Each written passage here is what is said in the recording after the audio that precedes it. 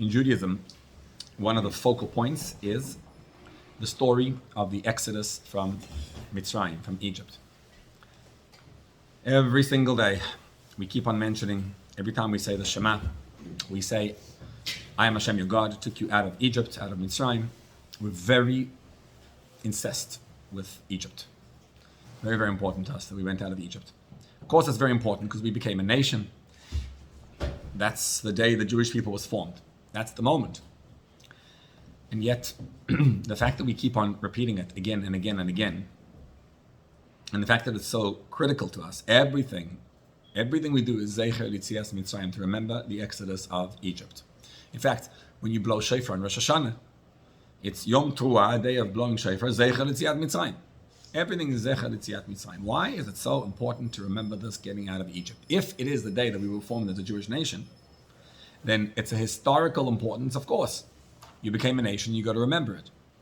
But we are not historical people. We don't deal really much with history, only if it affects the present. What we really, really deal with constantly is the present.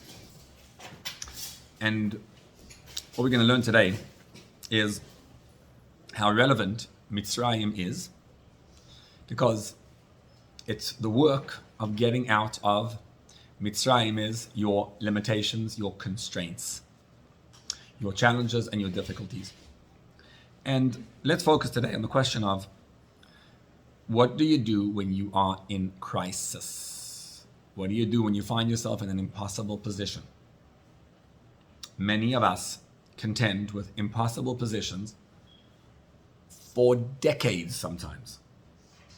We literally can't get out of the shell that we're in, and we're stuck. And we're trying to grasp at straws to get out, and then we get stuck forever and a day. And the escape from Mitzrayim, when the Mishnah tells us that in every generation, b'chol dor v'dor, chayav adam lirot atzmo ki'ilu yatsa miMitzrayim, you got to see yourself as if you got out of Mitzrayim, and you got to see yourself as if you get out of your limitations. That's the goal here. Now, what we're going to talk about is actually a daily meditation. So the reason why we daven in the morning and in the evening in Shema is because this is your daily meditation. It's very, very important to actually do this in the morning and the evening. And what you'll see is, when you do this meditation, you escape your Mitzrayim. You get out and you find redemption. You find Geula. It's exciting and it's powerful.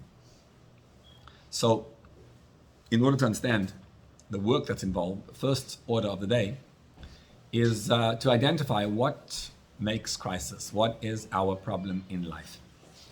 It is the natural space of every human being is to be happy. Every human being finds himself automatically and naturally in a state of happiness and joy. And when you're in a state of joy, it's a state of flow. You don't see joy. You feel joy, the world dances with you. Everything's beautiful. You just see things through rosy eyes, and your problems disappear, and they don't even feel like they existed in the first place. And everything around you is just, like when you get engaged, someone first got engaged, those moments when they don't even know that there's any issues in life. And suddenly the whole world around you, everyone's getting engaged and everyone's getting married, and life is so sweet and so beautiful and so pretty. Children live in that state. It's a state of flow. They feel beautiful, lovely joy. And then what happens to adults is that, unfortunately, something happens to us. What blocks us from our joy? Because if you think about it, on a regular day, there's no real reason why you shouldn't be in a state of joy. And if you're not in a state of joy, something's wrong. That something is called Mitzrayim. What should make a person joyous? What's supposed to make us feel absolute happiness? The answer is very simple. The answer is life. Being alive, if you're able to tap in to what it means to be alive, life is joyous. Which means just like you breathe, you go, and there's a breath of life, that breath is joy. Nothing else needed. It's just the ability to notice that you're alive that should bring you joy. When a person is not in a state of joy or a state of flow, what happens? The Arizal, back in the 1500s, gave us what is probably one of the most important lessons ever. And what he said was, he quoted the verse. It says, Tachat asher lo avadta et Hashem Elokecha besimcha ubetuv leivav mei rov kol. Now the simple meaning is the beginning, middle of the Teichacha, the rebukes in Parshas Kitabo.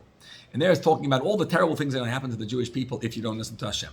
And then it says, because you didn't listen to Hashem, when you were able to listen out of joy, and you had everything and you didn't listen to Hashem, that's how all these bad things come to you.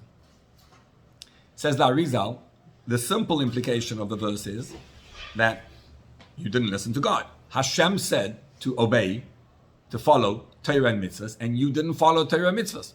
So that's why you deserve to be punished, God forbid, with all these things that happen. The Arizal says, no, you misread. It doesn't say you weren't doing the mitzvahs. You were. You were an observant Jew fulfilling all the mitzvahs. The Jews did everything they were supposed to do except for one little thing. And what was that? Not besimcha. So you read the words, Tachat asher lo avadta et Hashem Elokecha besimcha. You didn't serve Hashem besimcha. So now you'll say, so in other words, you're telling me basically I have to do 613 mitzvahs plus one. Plus be joyous, because it's not one of the 613. No. This is not something to do. This is something to be. If you get it, then you're in a state of joy. It's not a punishment that if you're not going to be happy, I'm going to punish you. It means that when you're in a state of happiness, of joy, life flows so beautifully that there are no issues going on. The joy that we have is in this verse. Tachat asher lo avadta et Hashem Elokecha besimcha ubetuv leivav mei rov kol. Mei rov kol could be read as when you had everything. It could also be read as more than rov kol, having everything. You see, to us Jews, we strive for reward in the world to come. We strive to get Gan Eden and Olam Haba. And what's the truth? Olam Haba is actually a problem. One of the biggest problems of the next world is you have to die to get in. And who wants to die? I mean, if I'm going to Chas v'Shalom, have to die, you're right, it's a good place to go. What happens in Olam Haba, in the world to come? Hopefully you did a lot of mitzvahs in this world, and you get to enjoy the radiance and beauty of the Shekhinah. You get to experience the divine presence of Hashem. That's awesome. And it's beautiful. So it seems like a wondrous place to be in. The soul has no hindrances, no obstructions, no blockages. The soul gets to talk to God directly. How stunning, how magnificent. It's not so magnificent. Because you want to know what they're excited about in the next world? What they're excited about is the mitzvahs and the Torah that you learned and the mitzvahs you performed in this world. The next world, when you get there, what you actually get to realize is that this world was the best place to be in. Which is why the Mishnah says, Yafa sha'a achat b'tshuva u'ma'asim tovim ba'olam hazeh. One moment of tshuva and good deeds in this world, returning to Hashem and doing good deeds, is better than the entire world to come. And then it continues, but yafa sha'a achat shel korat ruach ba'olam haba. One move, one moment of nachas, of excitement in the next world is better than this whole world. So you say, one sec, you lost me there. Which one's better, this one or the next one? The answer is, in the next world, you get to experience how awesome it was in this world. There's one problem when you're in the next world, that you're in the next world. You can only do the mitzvahs when you're in this world. Why wait for the next world when you have the ability to do the mitzvahs in this world? Now consider that. What that means is as follows. When you get to do a mitzvah, and you get to do, for example, a Jew puts on tefillin, or a Jew davens, or gives tzedakah. Consider this. The verse says, Ani hamedaber b'tzedakah. I medaber, talk b'tzedakah. Hashem says, when you give tzedakah, that's me. You're not doing the will of God. It is godly. When a person puts on tefillin, what is he doing? He is connecting with the divine. It's not that Hashem tells you to put on tefillin. It's that this is Hashem. Did you ever wonder how strange it is the way Hashem operates? He says, I need you to put on black boxes on your head and on your arm. And you say, helping an old lady across the street, running, some kind of call, to save people. I get it, that's important. But this is important? Seriously? Come on. Putting on the boxes? And the answer is, it's precisely because you don't understand what it means. That's why it works. How can a human being ever grasp what the divine means? So when you're helping an old lady across the street, it's very likely you're doing it because it's a good thing to do. And that is very nice. And in fact, it's also a mitzvah. When you're putting on tefillin, there is no reason why to do this other than because God said so. So you're totally aligned and in God's space. Isn't that awesome? Now consider that the rabbis instituted that when you put on the tefillin, you have a mindfulness exercise to realize the tefillin. It's called a bracha. A bracha means, what does bracha mean? That's it. Bring Hashem down. So you put on the tefillin and you say, I am officially bringing Hashem down. Baruch atah Hashem Elokeinu melech haolam. Hashem is hidden, I'm bringing him down. Asher. What's Asher? Which? What else is Asher? Osher, Simcha. That's it. Osher vesimcha. You can't just put on tefillin or light Shabbat candles. You have to get excited over the mitzvah. If you just do the mitzvah, you just do the mitzvah. If you are mindful over what the mitzvah is, you will find joy. What's the joy? The joy is when you put on tefillin, Hashem also puts on tefillin. And so you're actually aligned with Hashem. And let's understand what that means. We today often feel very worthless. Talk to people, maybe yourself, and ask yourself the question. Does anyone feel that? That's like in the air, there's like this atmosphere of worthlessness flying around. Would the therapist agree? Everyone feels worthless. I don't know. I think it has to do with what's going on in the world today. I think it has to do because we live in such a small world that you know everything about everyone. So there could be someone had a problem in, like everyone's rejoicing. Hostages are released and everyone's rejoicing with the hostages being released. And everyone's aghast and anxious over the fact that we just lost the war. And it's not even happening here. It's somewhere on the other end of the world. And any little thing could happen across the world and it affects you. And so human beings were not designed to experience so many emotions at such a pace. And because you have social media, you get to know everything about everyone all the time. And you also get to feel very inadequate. Because someone out there is for sure doing better than you. Of course, there's many people who are not. But we don't look at those people who are not better than us. We look at those who are better than us. And so all the time you get to feel worthless. I saw there's a conference going on. One of the Jewish organizations making a conference, and I was quite aghast by the topic. The topic of the conference is loneliness. They're making a conference on loneliness. And in case you think it's only lonely people who are lonely, it's not. You could have people who are we have a seat here also. You could have people who are, we have another chair here. You could have people who are living, in the midst of social scenes together with everybody else, and they feel lonely. There was a beautiful image that Apple put out. When they put out the iPhone, it was more than a decade ago, not that long ago, but something like that. So Apple had a picture. Apple, the official Apple, they had a photo. The photo was of the Kinus HaShluchim, of all the Shluchim. And they had what their point was, they were like a few thousand guys standing, all looking the same to them, right? Black hats and whatever with a beard. So everyone's looking the same. And in the middle of it, they honed in on one guy who was on his phone. And there's only one guy on his phone, by the way, because most people didn't have phones. 15 years ago, whatever it was. And the ad was, stand out from the crowd. It was beautiful.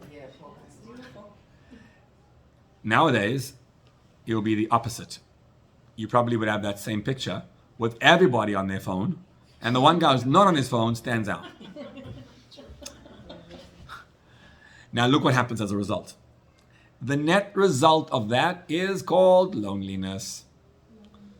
It's very lonely to have the whole world at your fingertips, everyone besides the person next to you. And it's very hard when you don't have any connections, real, deep, true connections.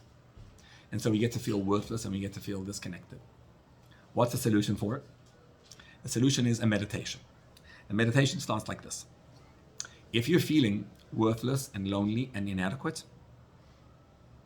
and that's hard, I've got some news for you. The truth is, you don't get just how inadequate you are. And you don't begin to get just how worthless you are and just how lonely you are. You're just misunderstanding it. You think you're lonely and worthless only because other people aren't getting you. The actual truth is, you're much more worthless than you think it is. Why is that?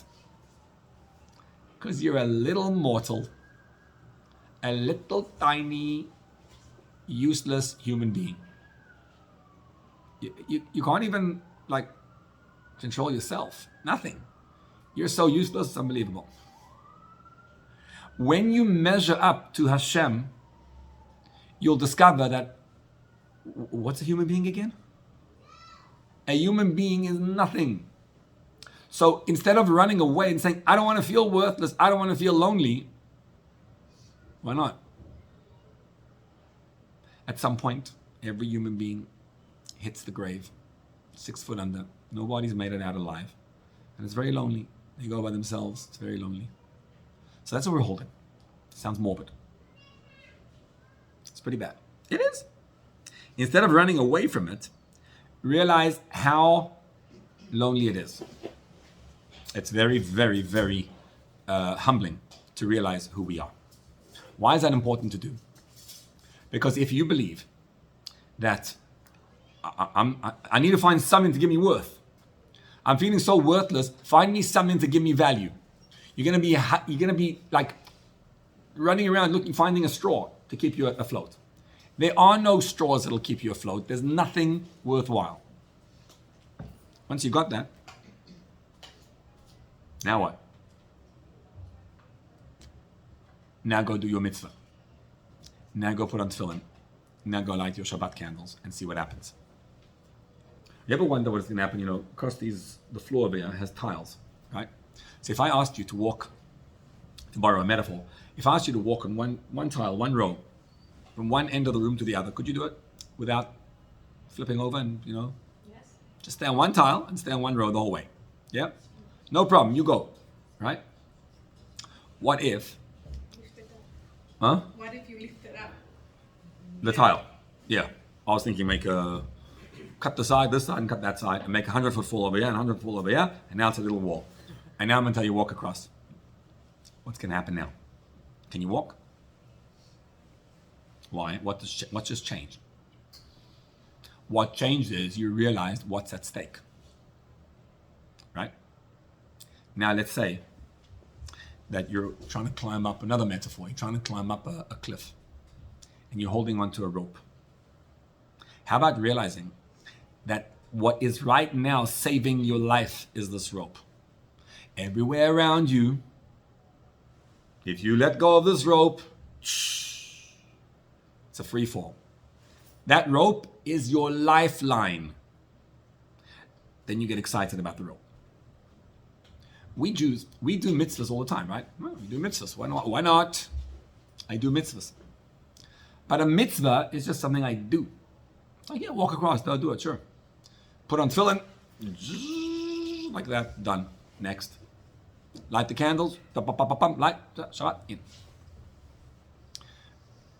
When you start realizing how worthless you actually are as a human being, and there's nothing, it's not because of social media. Social media just exacerbates the problem. But the reason why you're feeling worthless is because you are. There is nothing of value that you have. Except that Hashem himself, God himself, has lowered his own being down to you and says, yeah, here's your rope. Here's your connection. The rope has 613 strands. And he says, yeah, do this one. Now when you do a mitzvah, you're like, life. You're hanging on for dear life. And that's why Chazal instituted a meditation before doing a mitzvah. And the key word in the meditation is the word asher. If it meant that, they would have said sheki deshanu mitzvotav. Why do you say asher? Because asher is your key to joy. That's what asher means. Osher, meushar, joyous, happy. Don't just do the mitzvah. Before you do the mitzvah, you must make a bracha. What's a bracha? It's a meditation. It's a realization that I get to put on tefillin. That means Hashem himself is being, Hashem is being revealed through me, and I get to do this mitzvah. Look how awesome this is. The mitzvah is the most powerful thing I could ever do. I experience Hashem in my life. If you do that, what happens is you get to experience joy. True joy lies in doing Hashem's will and in realizing that the whole world, everything else is nonsensical. When a person is in a state of joy, he feels the flow of energy. So why is it so hard for us to do this? Why is it so difficult for me to do a mitzvah and get excited over the mitzvah and live in true joy? Because here's the thing about joy. You can't fake it. Either you're happy or you're not. Meaning you could pretend you're happy, and you could go to some kind of right. There's today we have like these events that make you happy. It's amazing. You know, like you have a special event that's designed to make you happy. Isn't it interesting? Couples have an interesting thing they do. Many couples have a date night. They go on a date night. It's so romantic. It's amazing. They have on the schedule or date, whatever, maybe a morning breakfast every Monday morning. We go out for breakfast with each other. It sounds like a beautiful thing. It sounds so, so special. And it is. If anyone does it, keep doing it. But consider this, right? Imagine you have a million things to do. And on the list it says, okay, go out with a spouse. Now, at 8:30, go meet them. So you know what it becomes? Another chore. Also go meet them. How about what would happen if we actually lived in a state of good shalom bayit and good connection? If you have a solid, good connection with each other, do you still need a date night? Maybe. I'm not saying not. Maybe. But it wouldn't be like this, okay, we date when we feel connected. It's a feeling, right? Again, I'm not knocking it. I'm really not. I think it's a beautiful thing. I'm just saying the notion of having a check. I checked it off. We went out. What did you do when you went out? I wasn't in the mood. I wasn't at all. I just did it. Joy is not something you put on your calendar. Now we need to be joyous. It's like in the old Sidurim, it used to say, Kan tzarich livkot. Here you need to cry. It doesn't work that way. You can't tell me when to have a feeling. If I feel, I feel. And if I don't, then I don't. Feelings are natural part of you. Why is it so difficult nowadays to be in a state of joy? The reason is as follows. We're learning now, we're doing class on how to be joyous, right? The answer is by getting excited over Hashem and realizing everything else is worthless and everything else is a free fall and your only joy is finding a connection to Hashem. That's so beautiful. The problem is, it's an idea. If you look at the human body, where do ideas hang out? In your head. Where does joy hang out? In the heart. It's a feeling. So the question is, how do I carry the idea of how to be joyous and why to be joyous into the heart? Why do I find that the idea stays in the head and doesn't find its way to the heart? So that I know I should and I ought to be happy, but I don't feel the joy. The answer is, what lies between the head and the heart? The head is here. The heart is here. Shoulders. No. If you're drawing out the head to the heart, it will be like this. It'll be nice. But it's not. It's like that. Your neck. The neck is the part of the body that takes the brain to the heart. And what's a neck called? Tzavara. The neck is called Mitzrayim. Why? Because it's the most tsar, narrow part of the body. This is expansiveness. The body, right, is expansive. Even the head is pretty expanded. But the neck is like constrained. So when you go from the head to the heart, there's always a little constraint. And that means between ideas and feelings is when ideas transition into feelings, something happens. And this is why we don't succeed in being joyous. Because ideas are blocked. Now, I'll borrow a metaphor, right? Because we don't tell stories in the Torah. So Mitzrayim has a king. Who's the king? What's his name? Paro. Paro is the same letters as Ha-Oref. Pei Reish Ayin Hey, Hey Ayin Reish Pei. What's Ha-Oref? The back of the neck. Neck gone wrong. The back of the neck. Paroi, he positions his kingdom in your body. Remember, it's not history, it's present. He blocks ideas, holy ideas, from descending into feelings. Paroi has 3 chevra working for him. Who are the 3 guys who work for Paroi in the Torah? Who works for Paroi? A sar, right? A minister, a prince. You know about 3 princes in the Torah, in the Torah of Paroi. Who are they? Which one? Sarah Mashkim, Sarah Oifim, and Sarah Tabachim. There you go. Sarah Mashkim is the one in charge of drinks. Sarah Oifim, food. Sarah Tabachim, blood. Did you notice that the stuff that carries the brain to the heart, there's 3 pipes, 3 channels running through your neck? One is the trachea. What does it carry? Air. That's the liquid. Air is called the liquid. The other one is the esophagus, the windpipe, the food pipe. What does the esophagus carry? Food. What other pipes go from down the neck? Blood. Arteries. Sarah ha-mashkim, Sarah ofim, and Sarah tabachim, the 3 types of channels that run from your head to your heart. So Paroi, Oref, takes control of all 3 of them. And what happens is, ideas try to come down into the heart, and Paroi says, don't go down. Now take a look at your own life and see what happens in your life. What happens to us is, we have problems happening, right? I don't know. Life happens and troubles come about. Where do all troubles come about? You literally create this little, I don't know, we create inside our heads a whole system of what makes us happy, what makes us sad, what makes you a failure, and what makes you a success, all that stuff. Literally, you get inside your head. Children don't have that. Children don't have that. You know, I really don't want to quote him, but I will anyway. But the guy who's now the president, so he's pretty, intense. Too bad that he messed us up so badly in Israel now. But he's got a lot of positive qualities to him. Definitely.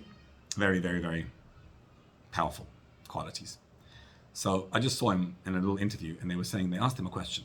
They said, 4 years ago, did you, you were, the guy says, the 1 minute clip, the guy says, you were literally, you were attacked from everyone.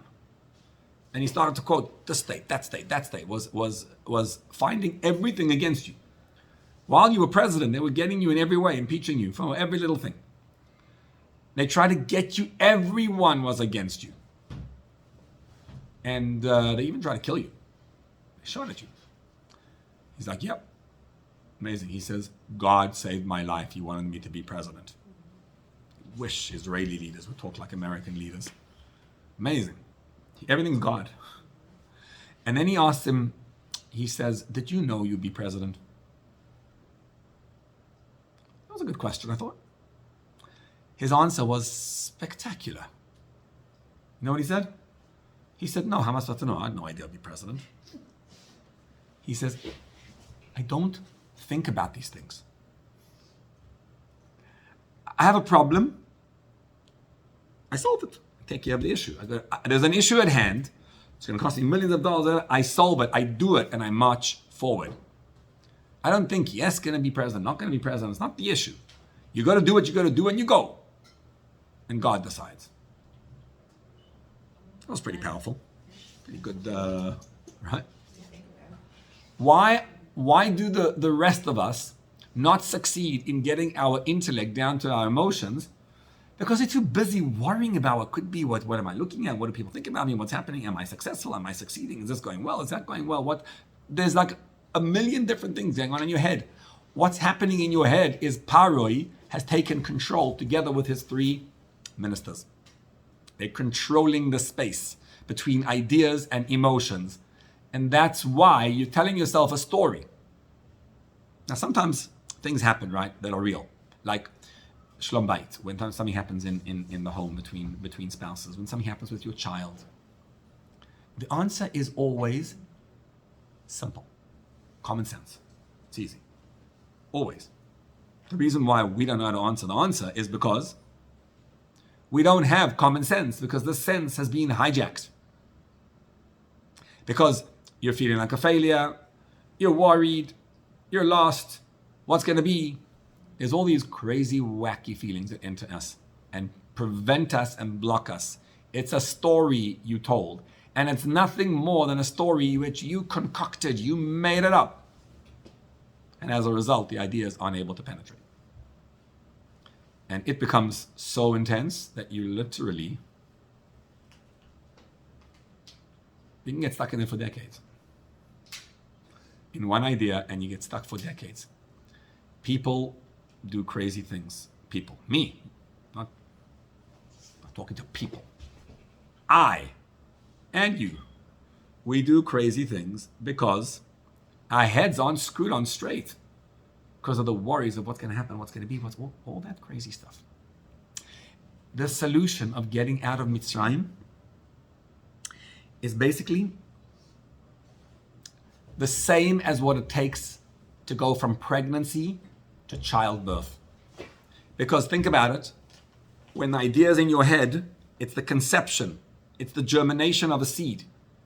The idea goes into your heart. When it enters into the heart, that's childbirth. When you actually get excited, when you feel happiness, that's like the birth of a child. The neck, that's pregnancy. That's where Paroi hangs out. That's where Mitzrayim is. It's called Ibur. Ibur is pregnancy. But you know what Ibur also means? Anger. Evra. The word Evra, Ein Bet, Bet Resh He means anger. That space of anger is the problematic space. So here's what happens. You're excited, you're happy, theoretically. You're trying to bring it down to practice, and it doesn't go. So you're looking at yourself and you're saying life is worthless, everything's messed up, but there's a God, and it's amazing, and I get to do a mitzvah, it's exciting, it's unbelievable. And that doesn't last. It doesn't get you true happiness. Because you're still worried about what's happening in that business deal, what did my spouse say, what the kids say, what the clients say, all the little things that are bothering you to no end. And my life is going so bad, everything's falling apart. That's paroi in control. We want to get out of Mitzrayim. The first order of the day to get out of Mitzrayim is to have a baby. To go from conception to pregnancy and into childbirth. And by the way, I'm not making up these metaphors. The Baal HaTanya's metaphor. The way to do so, when a woman gives birth, part one of birth is a lot of blood, a lot of mess. It's called chevlei leida. And what that means is, stop attributing meaning to any of those feelings that you have inside your head. Your head will send you on all sorts of crazy goose chases. He'll tell you, you need to go there, you need to do that, you need to, well, this is wrong, that's bad, that's whatever. You'll never get married. He'll tell you, you'll never succeed in building a business. You'll never get out of this mess. Every time the head tells you one of those messages, instead of falling into a depression and thinking it's over and I'm done and I'm finished, you have one job at hand. And that is not to solve anything, but to get into a space of joy. Because you know yourself, you're in a space of joy. The same situation, right? From one end to the other one. That's the Baal Shem Tov story, where he sees this Jew, and the guy's a water carrier, and he's the Baal Shem Tov standing with his students, and the water carrier says, how you doing? He's complaining, it's not fair. It's so hard, I have to carry the water every day, and then the water spills, and it's so difficult to get it from the river to the whatever. People are unappreciative, and it's, why did God give me such a difficult, challenging life? It's so hard, and he's upset. And a few days later, the Baal Shem Tov meets him again, together with the students, and he sees the same water carrier. He says, how's life for Tevya? He says, life is so beautiful, it's spectacular, it's unbelievable, I get to have a parnasa, I get to make a living, and it's like so simple because the stuff I need to get for parnasa from is water, and water is always available, and it's so beautiful that I get to do this, and then there's like, I bring water and money comes into my pocket, it's unbelievable, and it always works. And he looks and says, you see, that's what it means. In Rosh Hashanah, you get judged for chok lelokei Yaakov, how much godliness you'll get. It's your feeling. When you're in a state of joy, everything flows. Your mission is not to solve the problem, nor to complain, nor to cry. It's just to notice, what are you feeling? So when you say, I'll never get married, instead of saying, I'll never get married, what am I going to do? Say, I'm feeling very overwhelmed. I'm feeling very disappointed. See what's going on? There's a feeling in your heart. That's what's going on. And paroi is attaching meaning to that and not letting you get through. So you're stuck. And all you need to do is let the blood out. That's how you have babies. Chevlei leida. The blood just, shh. What's the blood? The blood is all those hard feelings and difficult, challenging moments, and just throw them out. Which means start noticing what you're feeling. That's it. You get the frame? So when when you're attaching meaning to something, oh my gosh, life is terrible. It's just a feeling of being overwhelmed. And sit with it. I'm feeling overwhelmed. And then you'll say, I don't know, I went to that class and they were teaching me this thing, but he didn't understand how bad my life is. You know what that is? That's a feeling of being stuck. Another feeling. That's all it is. And the feeling of skepticism. Every one of them is just another feeling you're attaching. And when you notice that experience that you have, just that noticing already enables the flow of energy to get out. And then the brain starts flowing into the heart. And then there's something else you got to do. It's take control of who you are. So first of all, who are we? You know, when you have a challenge, it looks like things have gone wrong. That's what it looks like. But we Jews understand that we carry Hashem into this world. So we are godly beings, divine beings, carrying Hashem's energy into this world. And stop stressing out over what needs to be done. Nothing needs to be done.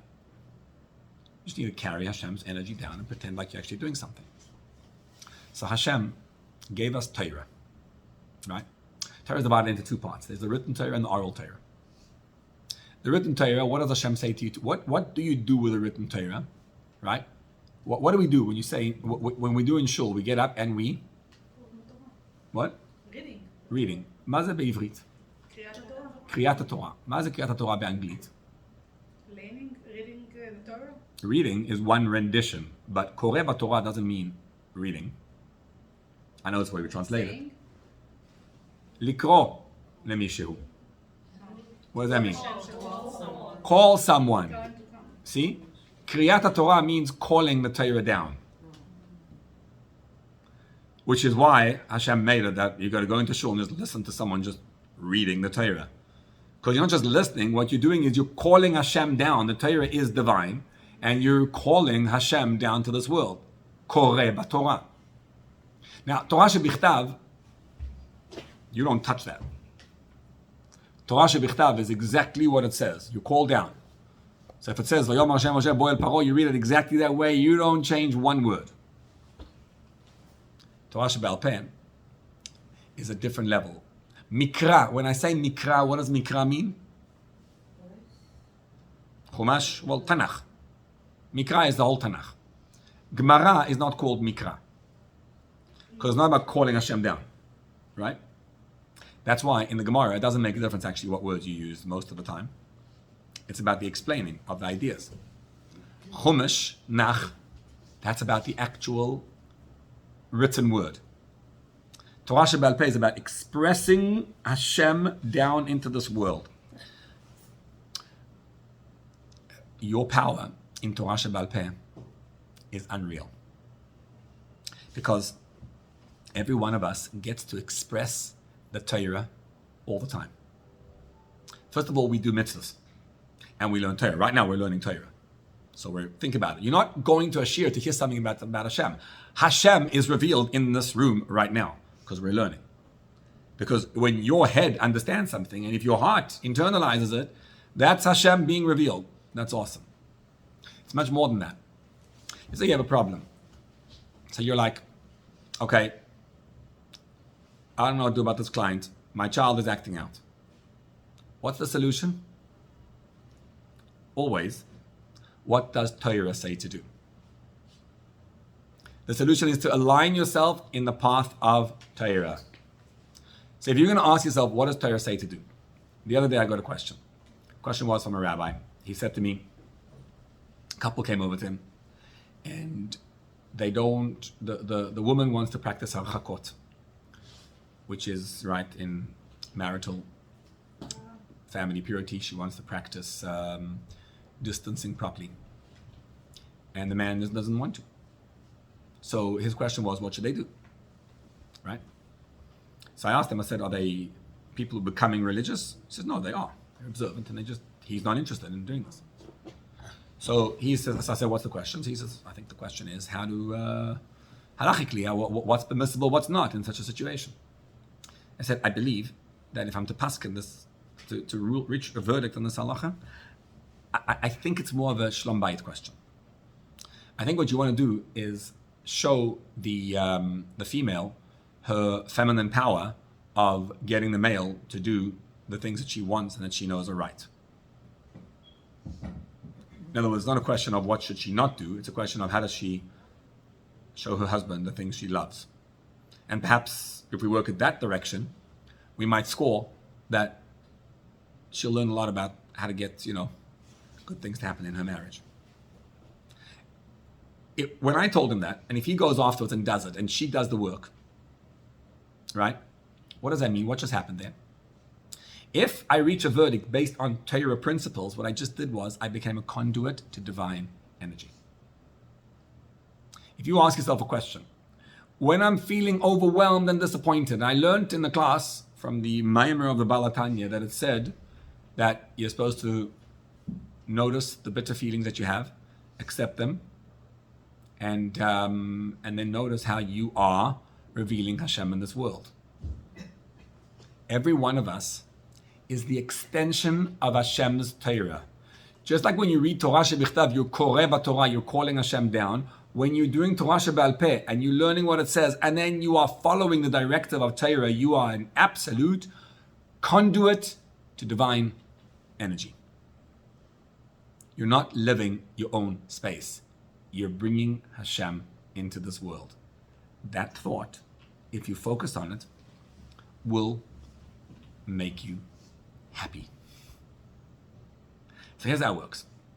We Jews wake up in the morning and we say, Shema. We say, Shema Israel, Hashem Elokeinu Hashem Echad. There's nothing besides God. And then we end off and we say, in the parasha of Tzitzit, Ani Hashem Elokechem asher hotzeiti etchem me'eretz Mitzrayim, להיות לכם לאלוקים. Ani Hashem Elokechem. I am Hashem, your God. I took you out of Mitzrayim. This is not history. It's current. Asher, what's Asher again? Happiness. Ani Hashem Elokechem Asher. Get excited over that. And if you do, hotzeti etchem me'eretz Mitzrayim, you're no longer in the state of Mitzrayim. Because whenever you got a problem, this is counterintuitive. Most of us, even after we learn about it, we don't associate the actual problem that we have. But that's what it's talking about. When you find yourself in a Mitzrayim, you learn something and you discover that the idea does not get me practically excited. And as a result, because you don't have that joy, what does the Arizal say? You're in the best place you could be, much better than Gan Eden. If you get excited over the mitzvah that you do, and you get genuinely joyous, you'll have the best place ever. You won't worry, there won't be any issues, nothing. But Paroi is going to fight tooth and nail to stop you from that. And so every morning, you wake up and you say, I am Hashem, your God. Think about that, reflect on that. Look at the things that are blocking you in life, and instead of solving them, just notice the blockage, notice the feeling that's there, and then ask yourself one question. What is the halacha? What does God want me to do now? So if your question is if I should move to another neighborhood, if your question is if I should move, I hate to say it, but to another marriage, or I should kick my kid out, or whatever the question is, there's only one question to be asked. First, notice what you're feeling. Step one. When you're in crisis like that, step one is don't solve the crisis, notice what you feel. Step two, ask yourself, what does Hashem want done now? Do not ask yourself, what's going to make me feel good? What's going to solve the problem? I don't know. Ask yourself, Hashem, what's the psak halacha? Could be the psak halacha requires you to know what direction you want to take. So if you want to be president, maybe, then you have to go in a particular direction. But then the question of whether you will be president or not is not relevant. It's just, what does halacha tell me to do now? And if you follow that, step one, to notice the feeling that's blocking you and to accept it and feel it. And that's it. And step two, follow the next step that needs to be done now. And then you are no longer in Mitzrayim. What you'll discover is then the ideas that you have in your head when you learn Torah, you still got to learn Torah. When you learn ideas, those ideas will penetrate your heart. And then when you make a bracha, you'll say, wow, I get to make brachas. And you'll start being excited over Hashem. It'll make you feel good. And when you feel good, problems disappear. And every morning, you have to repeat this mantra. Ani Hashem Elokechem asher hotzeiti etchem me'eretz Mitzrayim. Because if you don't repeat it in the morning, tomorrow it's going to hit you again. Every day it's going to hit you. And in case you think it's over, in the evening before you go to sleep, you say it again. Because you realize the world is very strong. Power is very, very powerful. And all he wants is for you to feel down and disappointed and sad and unable to express your intellect into your emotions. And when you just notice the feelings and ask, what does Hashem want me to do that? I'm a messenger of Hashem to bring down. Suddenly you discover that you're no longer in Mitzrayim. You're just on the mission of Hashem. Liot lachem le'elokim, ani Hashem elokechem. I am Hashem your God, and that's the space of total joy, of not letting Mitzrayim get you. You get to the joy of one with Hashem.